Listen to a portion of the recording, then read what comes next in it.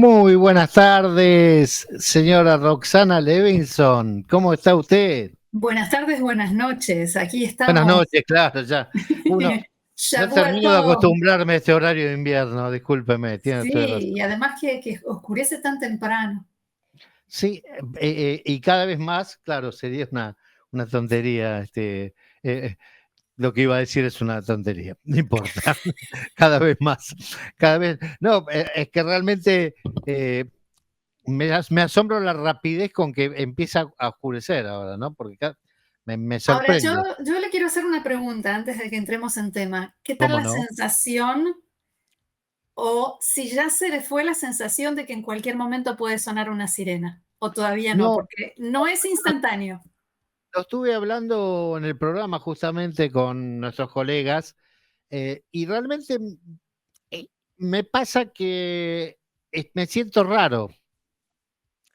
O sea, me siento raro. Es como que el cuerpo está tan acostumbrado a esperar. Le digo, no tengo el sueño totalmente conciliado, por ejemplo. Ujú, O sea, estaba acostumbrado que en cualquier momento sonaba la alarma, entonces tenía como un sueño vigía. ujú. Y ahora, bueno, es medio vigía, pero no está del todo, pues ¿Cuántos, ya. cuántos meses hace que no hay una sirena en Ashdod? Unos cuantos. Yo Sí. todavía, cuando cocino, me fijo cuántas hornallas tengo encendidas por si suena la sirena y tengo que apagar. Bueno, yo le comentaba hoy que yo normalmente toda la vida salgo de casa y cierro con llave. Ujú. Como en esta época no tenía, no tengo mi CLAT y no tengo header, mamá, no tengo header de Ni seguridad, refugio, pieza de seguridad en mi casa, entonces tengo que salir a la escalera. Ujú. Entonces siempre dejaba prendido, siempre dejaba la puerta sin llave porque esos Claro, segundos, como tenemos 15 segundos nada más en la área, esos segundos valen oro. seguro. Me encontré con que me fui y volví a casa y estaba la puerta abierta. O sea, sin llave, ¿no? No abierta, pero sin llave. O sea, me olvido de poner la llave ya directamente. Ujú. Bueno, ya llevará algún. Sí, sí, sí. En fin, bueno, nos vamos más al A lo norte. bueno, dicen que a lo Más bueno al uno se norte acostumbra todavía. rápido. ¿Cómo? Dicen que a lo bueno uno se acostumbra rápido. No, no siempre, No me diga, lamentablemente. no me diga. Ah, voilà. En este Eso. caso no, en este caso no, porque parece que en este asunto en particular, no sé, parece que el instinto de protegerse es más fuerte que el hacerse la idea de que ya pasó. Sí, yo le digo, mire, he tenido muchas charlas con vecinos, con algunos charlas de escalera, porque Sí, nos encontramos en la escalera, cuando sonaba la alarma, y otros que no iban a la escalera. Yo les preguntaba si no estaban en casa cuando sonaba la alarma. Me dice, sí, estoy, pero yo no voy a la escalera. hay gente, sí. Y me llamaba la atención, y digo, pero escúchame, ¿no te da un poquito de miedo pensar que puede caer un cohete acá en el edificio? Me dice, bueno, sí tiene que ser, que el destino. Y ganaba la desidia como eso de estar esperando en la escalera los 10 minutos. Sí. Al principio era estricto, incluso tiramos 1 o 2 minutos más. Ujú. Después ya empezamos, che, ¿cuánto falta? ¿Cuánto falta? Bueno, después ya pasaron 7, bueno, no pasó nada, ya está. Ya empezaba a ver Uno empieza a aflojar, sí. sí, uno se empieza a aflojar el cansancio. La que sí sufre y quedó con post-trauma, diría, lo llamaría exactamente post-trauma, es mi perrita, Sí, sí, que no tengo duda. a ella le conmocionaba mucho las alarmas y las bombas, los ruidos de las bombas. Pobrecita. Entonces, siempre cuando escuchaba las bombas no pasaba nada, pero se me pegaba. Pero las alarmas la hacían temblar de una manera descontrolada. O sea, yo la Ujú. abrazaba, la apretaba, no podía parar de temblar, no podía parar de temblar.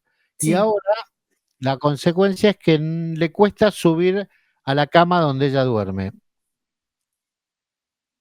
yo creo que lo más impresionante que vi fue el perro de mi hija que llora cuando hay sirenas. Ah. Mire usted. Me partió el alma. Sí, una inteligencia absoluta. No, ella no llora, pero le cuesta subir a la cama Mm. donde habitualmente duerme, que es en la mía, pero ella tiene su rincón, pero bueno, no puede saltar. Yo la levanto, la acuesto, da la vueltita y se acuesta, pero no, y bajar baja, pero no puede subir. Bueno, esperemos que se le pase pronto. Esperemos, esperemos. Y a nosotros también. Como no ganamos para susto, le voy a robar un segundo nomás que hay una gente que mandó, bueno, lo dejo para el final, lo dejo para el final. Al Ok. final voy a leer todos los chats que hubo. Le quería preguntar, porque nosotros cuando pensamos el programa, habíamos hablado de la posibilidad de que usted se ocupara fundamentalmente de todos los conflictos que hay alrededor nuestro, Que yo sea la eh, conflictiva. bueno, la que nos cuenta los conflictos, no la Se me da conflictiva. bien. Reportera de conflictos sería. Sí, Eh, en- y pensamos, bueno, había muchos conflictos, pero en ese momento estaba calmado, teníamos solamente los conflictos acá adentro. Ahora se calmó un poquito acá adentro, hay un cese de fuego muy frágil, pero lo hay, y hay un tremendo conflicto al lado nuestro, los vecinos nuestros. ¿Qué pasó así en es. Siria? ¿Qué Bueno, pasó? En Siria lo que sucede es que en realidad la guerra civil nunca terminó del todo.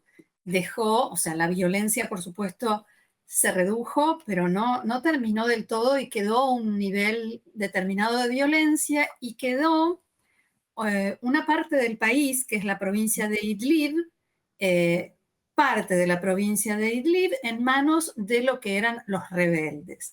Y esto tiene que ver con esa guerra civil que empezó en el año 2011, en el contexto de lo que se mal llamó la primavera árabe, que eran esas Ujú. revueltas Sí, sí, sí. sociales y contra la tiranía de Bashar al-Assad, que es presidente de Siria desde el año 2000 eh, y que heredó el cargo de su Heredata. padre, Hafez al-Assad, que fue presidente durante 30 años, o sea, son 50 años de Assad. Eh, y empezó con unas protestas en el año 2011 que en realidad comenzaron en la ciudad de Dara, pero debido a la represión y a la tremenda represión que hubo, se empezaron a extender por todo el país hasta que llegaron a la capital, a Damasco, y esa rebelión civil empezó a dividirse en grupos que finalmente cada grupo empezó a formar su propia milicia. En esos grupos que se fueron formando, empezaron a entrar elementos de todo tipo, yihadistas, islamistas, pro-turcos, pro-iraníes. O sea, es una historia muy larga porque, como decía, empezó en 2011 y, Ujú. eh, y entraron también factores internacionales, Y de porque afuera, digamos, infiltrados. sí, no infiltrados, sino que cada uno respondiendo a sus intereses. Ellos mismos decían, no somos infiltrados, sino que invitados por el propio gobierno. Invitados no, pedido de auxilio del gobierno sirio. Por ejemplo, Irán, que puso al servicio de Bashar al-Assad a Hezbollah, y Rusia, que también ayudó a salvar a Assad. Lo que pasó empezó a pasar el miércoles pasado es que un grupo de estos rebeldes, en realidad más de un grupo de estos rebeldes, volvieron a atacar sorpresivamente y no casualmente el mismo día en que empezó el cese de fuego entre Israel y Hezbollah. eh, Volvieron a atacar en la misma zona y a esta altura ya tomaron la ciudad de Alepo, que es la segunda ciudad en importancia en Siria, Ujú. pero que además tiene, digamos, les da a ellos, estratégicamente tiene un valor muy importante. Eh, Históricamente es un símbolo de, digamos, de la derrota del régimen de Bashar al-Assad. ¿Por qué? Porque los rebeldes venían avanzando y Ujú. venían casi venciendo al régimen de Bashar al-Assad. Assad estuvo a punto de caer cuando lo rescataron Irán, Hezbollah y Rusia, y los rebeldes quedaron confinados a ese pequeño espacio en Idlib.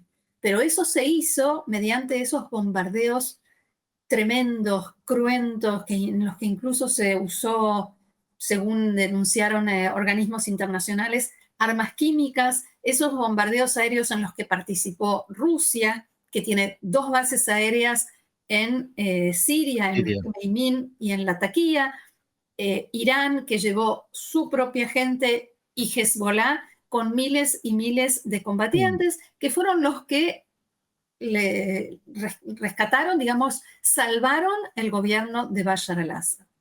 Entonces, ahora, sorpresivamente, realmente nadie lo esperaba, los rebeldes que están encabezados por una organización yihadista que se llama Hayat Tahrir al-Sham, que viene, eso quiere decir la Organización de Liberación del Levante, o sea, del Medio Oriente. Es la organización, digamos, más destacada, la que lidera estos ataques de estos días, pero también hay kurdos, hay otro tipo de, todos grupos de oposición. Y hay grupos opositores que reciben el apoyo de Turquía, porque también Turquía está metida en esto. Turquía que quiere frenar a los kurdos, Turquía que en estos años de guerra civil siria aprovechó para tomar 2 franjas de territorio sirio en el norte de Siria, donde puso una especie de franja de separación entre su territorio y el de Siria, por 2 razones. Primero, porque quiere combatir a los movimientos kurdos, que son las unidades de protección del pueblo, así se llaman, y el PKK, el Partido de los Trabajadores. Estas 2 organizaciones para Turquía son movimientos terroristas. Y otra cuestión es que quiere frenar digamos, el flujo de refugiados. No olvidemos que se calcula que salieron de Siria más de 5 millones de personas, casi 7 millones de desplazados internos y más de 5 millones de refugiados que escaparon de Siria en aquel momento. Entonces, Turquía se estaba preparando ahora para volver, para empezar otra vez a mandar de vuelta a los refugiados sirios a Siria, ahora que las cosas se habían calmado y que la violencia extrema había terminado, y ahora viene a pasar esto, entonces tiene puesto ahí sus propios grupos rebeldes para ayudar otra vez a ir contra Assad. Siendo que hace algunas semanas nada más, en realidad, Erdogan y Assad estaban hablando de reconciliación entre los 2 países. Hubo diálogo, sí, justamente eso lo quería decir. Exacto. Llamaba la atención. Bueno, el mapa, como vemos, el mapa de Medio Oriente es bastante difícil, es un rompecabezas a veces muy difícil de armar por las filiaciones que van y vienen.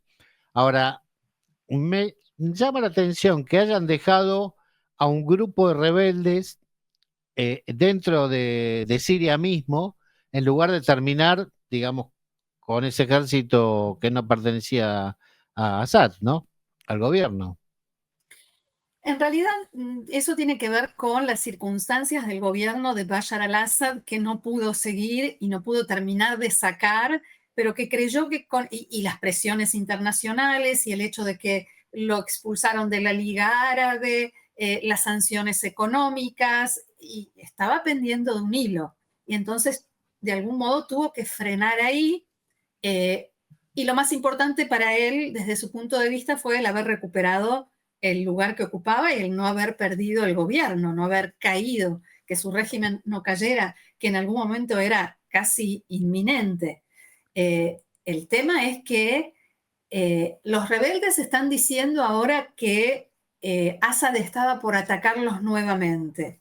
No hay manera de confirmar esto, y sí resulta más creíble pensar que aprovecharon la coyuntura de todo lo que está pasando alrededor y Y bueno, La debilidad de Hezbollah también, que era lo más sin inmediato que duda, nos podía atacar a pero ellos.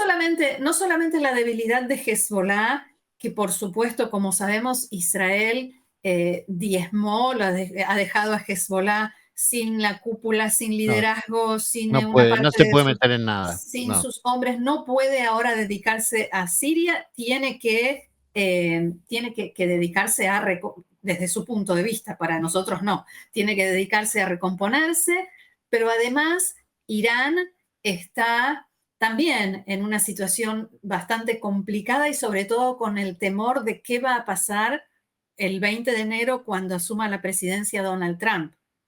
¿Sí? Pero Ese es un ahora, temor Irán importante. tendría que, en caso de querer reforzar a Siria, mandar Irán su propio ejército, sus propios, Irán sí, su propio manda, ejército. manda a asesores de la Guardia Revolucionaria, no manda combatientes. Irán mandó a Hezbollah. La carne de cañón no son Ok, los pero Hezbollah iraníes, no existe sino más, Hezbollah.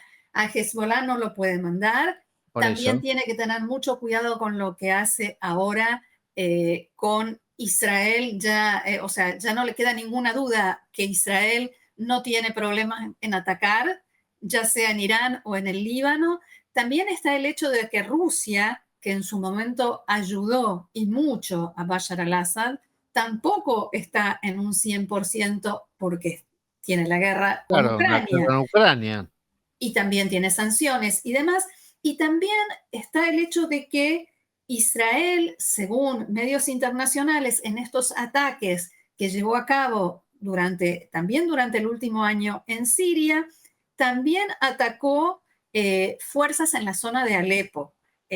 Decenas de ataques del ejército israelí contra milicias proiraníes, pero incluso también en algunos lugares donde había efectivos del ejército de Bashar al-Assad y al mismo tiempo depósitos de armas o envíos de armas de Irán a Hezbollah que pasaban por Siria. Y todo eso fue diezmando la capacidad de los enemigos de los rebeldes para contenerlos. Tanto es así que ya tomaron la ciudad de Alepo. Algunos rebeldes incluso hicieron una transmisión en redes sociales desde adentro del palacio de Bashar al-Assad en Alepo, mostrando el dormitorio y el jacuzzi. Y como suele suceder con los grupos yihadistas, ya fueron a las cárceles a liberar presos yihadistas también, islamistas yihadistas, que se sumarán a sus combates al mejor estilo de ISIS en Irak. O sea que, sin querer, Israel de alguna manera favoreció a los rebeldes, sin querer, sin ninguna Sin intención, querer. pensando en un interés propio. Uh-huh. La pregunta es, este es un caso muy raro, ¿no? Yo le voy a decir una barbaridad que usted no va a entender nunca, A pero ver. para mí es como si jugara Chacarita y Tigre. Yo quiero que pierdan los dos. Yo quiero que pierdan los dos. Acá es más o menos lo mismo. Uno, recién comentaba hoy Guillermo Atlas una frase de Ben Gurión, de Ben Gurión es, Creo que creo, sí. sí, cuando le preguntaron sobre un conflicto que había entre dos países árabes, no recuerdo ahora exacto, él lo citó bien. Suerte a los dos. Claro, ¿qué piensa usted? Y bueno, que tengan suerte los dos. Acá se le podría decir lo mismo, pero no podemos tomarlo tan liviano porque está en nuestra frontera. Estamos acá.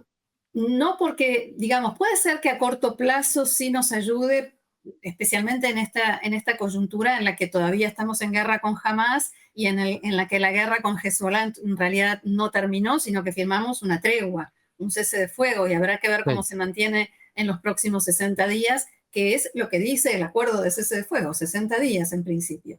Después sí. veremos. Eh, y entonces, bueno, a corto plazo, digamos, y muy corto plazo, está muy bien que alguien se ocupe de atacar a las fuerzas proiraníes, pero el gran riesgo, hay dos peligros, según yo veo. Uno es el caos que siempre produce un vacío que ocupan los elementos más extremistas y más violentos, como sucedió con ISIS en su momento. Y el segundo punto sería no cambiar un monstruo por otro, no cambiar un eje de resistencia, como ellos se llaman, chiita, por uno tan violento como este, pero sunita, porque quienes están luchando hoy en día contra Bashar al-Assad son sunitas. Y el tema en Siria, y esto nos retrotrae nuevamente al comienzo de la guerra, de la guerra civil siria. Uno de los grandes problemas de Siria es que la mayoría de la población es sunita, pero Bashar al-Assad es alawita, que es una etnia casi chiita, casi que chiita es, digamos, se cuenta como chiita, con lo cual Es un claramente desprendimiento, pertenece al eje chiita. es Con un lo cual, desprendimiento de los chiitas, el alawismo. la población sunita se ve reprimida y oprimida por un chiita, y de ahí más la situación económica y todo lo que se dio en el año 2011 y el clima que había producido la primavera árabe, dicho esto entre comillas, pero también con esto tiene que ver lo que sucede hoy en día. Entonces, no sería cosa de cambiar un eje de maldad, como lo llaman los israelíes, en lugar de eje de resistencia, como lo llaman los iraníes, chiita por uno sunita, y tener nuevamente a ISIS ahí cerca de la frontera. Justamente esto estaba pensando cuando usted comenzó el relato diciéndonos que esta gente no es que viene a liberar Siria. Ellos quieren abarcar todo el Medio Oriente como Hamas y Hezbollah quieren abarcar todo el Medio Oriente. Lo único que los cambia es el signo. Como bien aclaró usted, estos son sunitas y Hezbollah y Hamas son chiitas. A pesar de que jamás había tenido un origen sunita, creo, pero bueno. Jamás sí, jamás es sunita, pero no tiene ningún inconveniente en recibir dinero Claro, chiita. recibió toda la plata de apoyo de Hezbollah, Irán, bueno, está medio mezclado. Pero creo que la organización que más claro lo dejó y lo dijo fue ISIS, que hablaba del gran califato. Ese es el tema. Pero también hoy lo decían algunos de los rebeldes que ellos quieren frenar al eje chiita, y los del otro lado, los chiitas, están diciendo que lo que ellos quieren es defender esta continuidad territorial de Irán, Irak, Siria, Líbano, el eje, justamente, y Claro. no al gobierno de Bashar al-Assad. Pero a pesar de que el gobierno sirio, libanés, perdón, no es chiita. El gobierno libanés no es. Punto. Claro, El no es nada. gobierno libanés Tiene es razón. algo.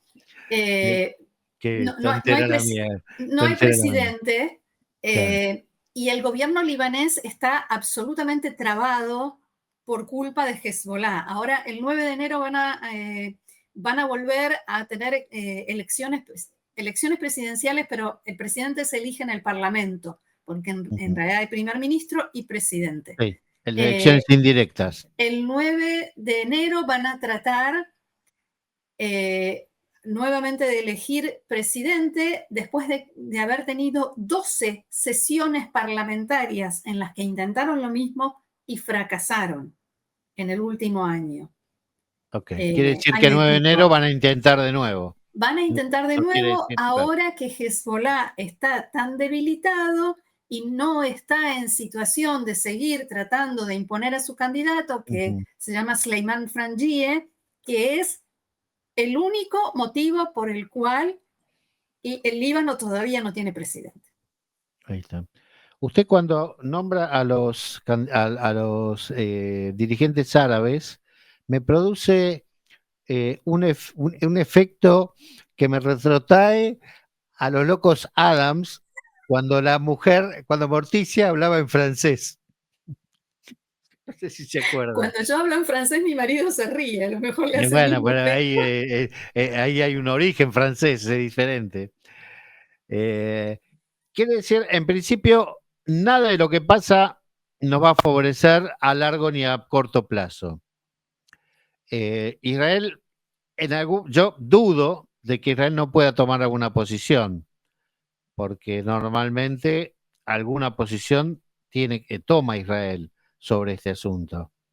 Sí, pero Israel no va a intervenir en lo que No, sucede en no, no, no. Siria como no lo hizo durante todos los años de la guerra. Lo que sí puede llegar a ser positivo es lo que suceda en el Líbano, y quizás lo mío es muy ingenuo o es wishful thinking, ¿no? Estoy pensando en lo que quisiera que pase y no Ujú. en lo que tiene más Lo que- posibilidades de pasar, pero sí el haber atacado de esa manera a Hezbollah pueda llegar a servir para que el Líbano se convierta en un país soberano, donde el que mande no sea Hezbollah, sino un gobierno normal, con propio. instituciones del Estado y con todo funcionando. Pero bueno, el gobierno, el pueblo libanés deberá hacer un trabajo también muy, muy grande, con la corrupción endémica que tienen y muchos problemas que no solamente tienen que ver con Hezbollah. Ajá. Bien, perfecto. Decía que eh, yo recuerdo en la guerra civil siria que nosotros aquí en Naharía, en el hospital de Naharía, recibíamos a los enfermos a los enfermos sirios Uh de la -huh. guerra. Heridos, sí. Naharía tiene el hospital de Naharía tiene dos niveles. Un hospital normal, que es el hospital que vemos todos los días, de día y demás, y abajo de ese hospital hay otro hospital en caso para guerra, para momentos de guerra. Cuando fue el problema sirio, Uh la -huh. parte baja estaba totalmente dedicada a los sirios, o sea, acceso limitado, no se podía Sí. acceder y demás.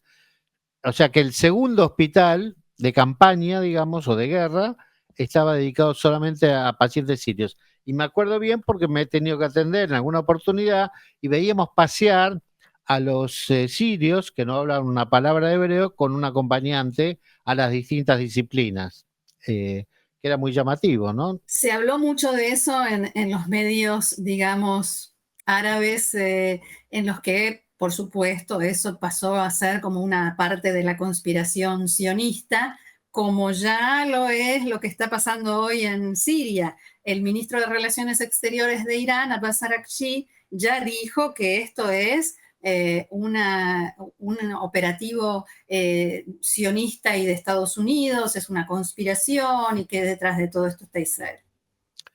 Bueno, siempre somos los malos. Ahora, usted escuchó, usted normalmente lee los medios, tiene Claro. acceso a todos los medios de todo el mundo, es parte de su tarea cotidiana, lo entiendo.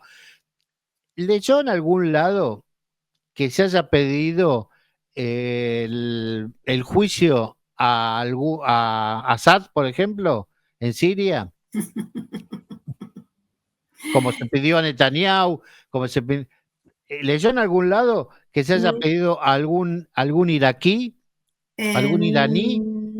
No, la No. verdad es que no.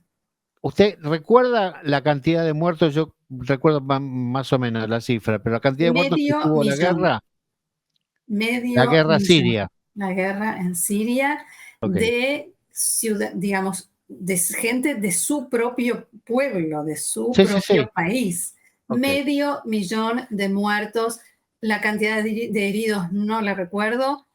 eh, Más de Calcularon. casi 6.800.000 desplazados internos y 5.200.000 refugiados.